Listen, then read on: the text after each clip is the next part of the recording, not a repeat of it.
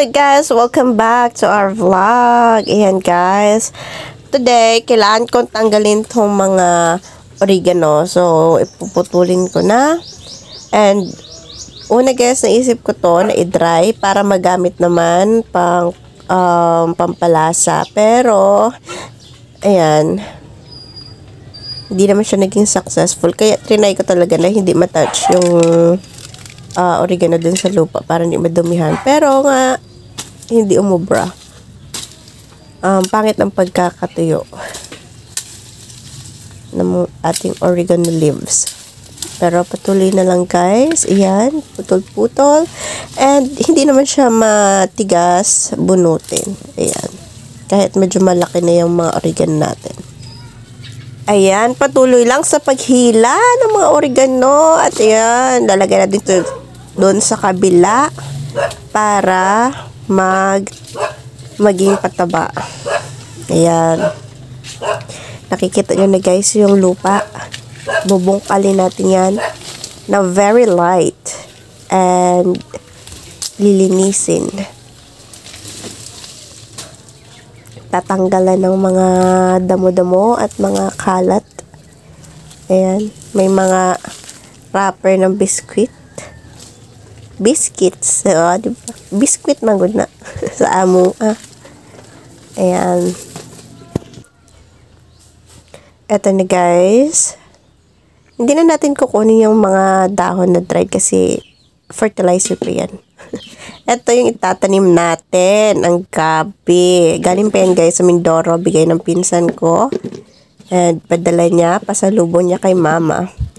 Tatanim natin para may remembrance. At meron din kaming gabi na ma-harvest dito.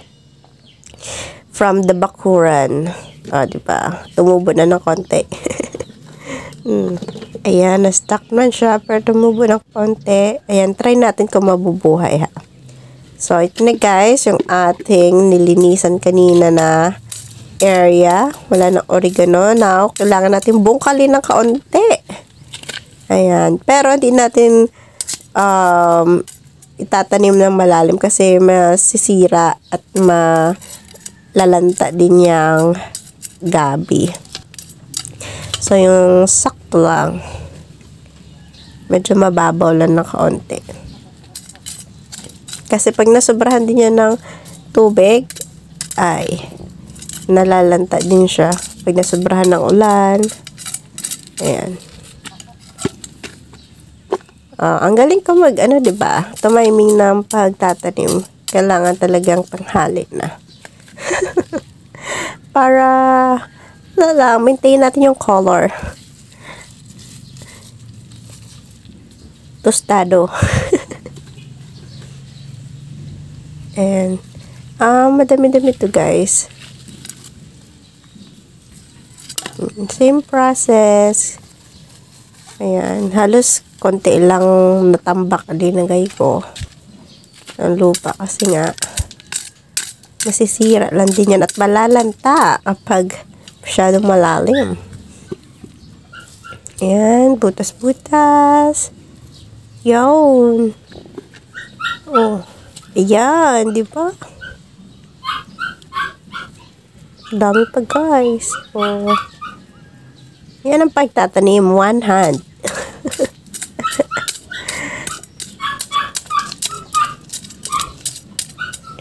Diba?